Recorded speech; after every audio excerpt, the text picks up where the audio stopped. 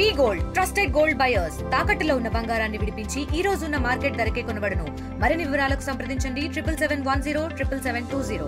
ఇవాళ కేసీఆర్ గారి నాయకత్వంలో కేసీఆర్ గారి ఆదేశాల మేరకు ఇవాళ గంగ్ల కమలాకర్ అన్న, నేను, నాతో పాటు మాజీ ఎమ్మెల్యేలు రసమే బాలకిషన్ అన్న, రవిశంకర్ అన్న, మాజీ ఎమ్మెల్సీ నారదాస్ లచ్చన్న, సుడా చైర్మన్ గారు, మాజీ సుడా చైర్మన్ గారు, మా జిల్లా అధ్యక్షులు మరియు మా జిల్లాకు సంబంధించిన ముఖ్య నాయకులు అందరం కూడా ఇవాళ కేసీఆర్ గారి నాయకత్వంలో కలెక్టర్ గారిని కలవడం జరిగింది. ఇలా ముఖ్యంగా కలెక్టర్ గారికి ఒకటే మాట చెప్పిన, నా హుజురాబాద్ నియోజకవర్గంలో కేసీఆర్ గారు దళిత బంధు అనే ఒక పైలట్ ప్రాజెక్ట్ మొదలుపెట్టి శాచ్యురేషన్ మోడ్లో హుజురాబాద్ నియోజకవర్గంలో దాదాపు 1800 కోట్ల రూపాయలని ఇలా దళిత బెనిఫిషరీస్కి వాళ్ళ అకౌంట్లో డిపాజిట్ చేయడం జరిగింది. దాంట్లో దాదాపు 13,000 మందికి ఆల్రెడీ వచ్చేసినాయి. ఇంకో 5,000 మందికి, 5,000 కుటుంబాలకి వాళ్ళకి డబ్బులు ఆల్రెడీ వాళ్ళ అకౌంట్లో ఉన్న వీళ్ళు ఫ్రీజ్ చేసి పెడతా ఉన్నారు. మీరు దయచేసి వెంటనే ఆ డబ్బుల్ని రిలీజ్ చేయాలి అని చెప్పి నేను ఇవాళ కలెక్టర్ గారికి రిప్రజెంటేషన్ ఇవ్వడం జరిగింది. అనేకసారి అసెంబ్లీలో కూడా అడగడం జరిగింది. దాంతోపాటు ఖచ్చితంగా కలెక్టర్ గారు చేస్తామని చెప్పబట్టి దాదాపు 18 నెలలు అవుతా ఉంది. మరి ఇప్పుడు చేస్తారేమో అని నేను విజ్ఞప్తి చేస్తూ ఉన్నాను. పాప మా పేద దళితులతో పాటు నాతో పాటు మేము రోడ్లు ఎక్కితే ఈ ప్రభుత్వం దళితుల మీద కేసులు పెట్టింది కూడా మరొకసారి మీ అందరికి కూడా గుర్తు చేస్తూ ఉన్నాను. పేద దళిత మహిళల మీద కూడా కేసు పెట్టింది అని కూడా చెప్తా ఉన్నాము. కలెక్టర్ గారికి ఆ కేసులు కూడా ఖచ్చితంగా తీసేయాలని మేము కలెక్టర్ గారిని రిక్వెస్ట్ చేయడం జరిగింది. అన్నిటికంటే ముఖ్యం ఇప్పుడు మీ అందరికి కూడా చెప్తున్నా, ఇది చాలా చాలా ఇంపార్టెంట్ అయిన విషయం. ఈ రాష్ట్రంలో జరుగుతున్న అవినీతి మరొక భారీ స్కామ్, ఇంద్రమ్మ ఇండ్లలో ఈ తెలంగాణ రాష్ట్రంలో భారీ స్కామ్ జరుగుతూ ఉంది. ఖచ్చితంగా దీని మీద ఎంక్వైరీ అయ్యాలి అని నేను డిమాండ్ చేస్తూ ఉన్నాను. ఎందుకు చెప్తున్నా అంటే ఇలా ఒక్క ఇల్లు తీసుకోవాలంటే, ఒక్క ఇల్లు శాంక్షన్ చేస్తే 50,000 రూపాయల లంచాలు మరి తీసుకుంటున్నారు. ఇది ఏ కాంగ్రెస్ నాయకుడు తీసుకుంటుండో ఖచ్చితంగా దాని మీద ఎంక్వైరీ జరగాలని చెప్పి నేను డిమాండ్ చేస్తూ ఉన్నాను. ఇవాళ జియో నంబర్ 7లో ఏమని చెప్పిండ్రు?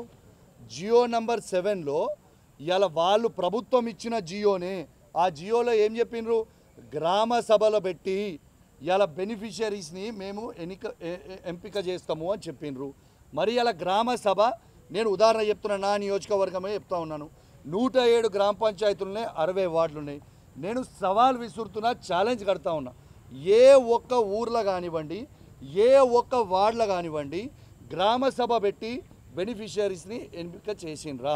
దీనికి నేను జవాబు అడిగితే, ఇప్పుడు గంగ్ల కమలాకర్ అన్న గారి నాయకత్వంలో మేము జవాబు అడిగితే కలెక్టర్ గారు చెప్తా ఉన్నారు, ప్రజాపాలనలో మేము పెట్టినాం గ్రామ సభ అన్నారు. ప్రజాపాలన అప్లికేషన్లకి గ్రామ సభలు పెట్టలే, ప్రజాపాలనలో అప్లికేషన్లు మాత్రమే తీసుకున్నారు. నా హుజురాబాద్ నియోజకవర్గము ఉదాహరణ చెప్తా ఉన్నాను.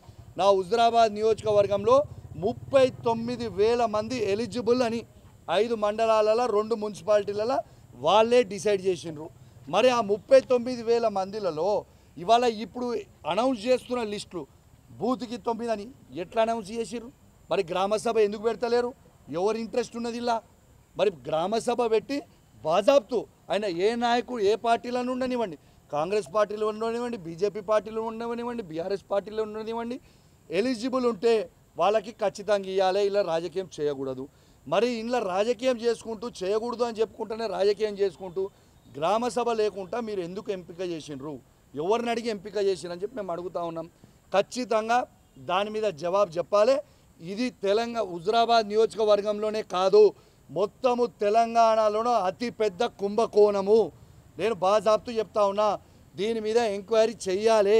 ఇది కుంభకోణం అనేది ఖచ్చితంగా క్లియర్గా కనబడతా ఉంది. మీరు ఎలిజిబుల్, ఇప్పుడు వాళ్ళు బోర్డు మీద పెట్టిన లిస్ట్ ఉన్న వాళ్ళని పోయి అడగండి. ఇలా వాళ్ళ దగ్గర డబ్బులు 50,000 రూపాయలు ఒక్కొక్కరి దగ్గర తీసుకున్నారా తీసుకెళ్ళలేదా అనేది వాళ్ళని అడగండి.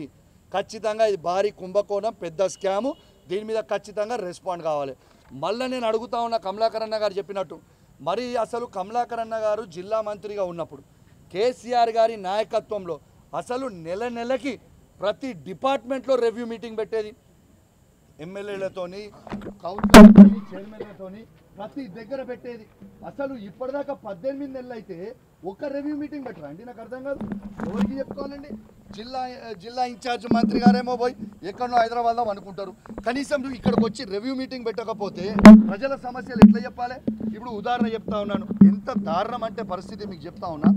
ఇలా ఎస్డిఎఫ్ ఫండ్స్ మా నియోజకవర్గంలో ఎస్డిఎఫ్ ఫండ్స్ శాంక్షన్ అయినాయి. వాళ్ళ కాంట్రాక్టర్లు ఆల్రెడీ అవి కట్టిండ్రు, ఎంబీ రికార్డులు అయినాయి. అవి ఎస్డిఎఫ్ క్యాన్సిల్ చేస్తారు. మళ్ళీ ఎవరిని అడిగి క్యాన్సిల్ చేసిరు? దేనికి అడిగి క్యాన్సిల్ చేసిరు? మళ్ళీ ఎంబీ రికార్డులు ఎట్లయినాయి? ఎంపీ రికార్డు అయినప్పుడు క్యాన్సిల్ ఎట్లా చేస్తారు? దీనికి బాధ్యత ఎవరు వహిస్తారు? ఖచ్చితంగా ఎవరైతే నిర్లక్ష్య వహించారో ఖచ్చితంగా అధికారాన్ని సస్పెండ్ చేయాలని చెప్పి నేను డిమాండ్ చేస్తూ ఉన్నాను. ఎందుకంటే ఆడ వర్క్ చేసి పెట్టిన తర్వాత ఎవరు చూసుకునేటోళ్ళే లేరు, అడిగేటోళ్ళు లేడు, చెప్పేటోళ్ళు లేడు. ఎవరు ఈ మంత్రి ఉన్నాడా లేరా? అసలు ఈ జిల్లాల మంత్రులు ఉన్నారా లేరా? అసలు ప్రజల సమస్యలు పట్టించుకుంటారా పట్టించుకోరా? ఏంటిది అసలు? దారుణమైన పరిస్థితి. నిన్న నా ఇల్లంతకుంట మండలంలో సన్న వడ్లు పంట పండియండి, మేము 500 రూపాయలు బోనస్ వేస్తున్నామని గొప్పగా చెప్తారు. ఏడేస్తున్నాండి.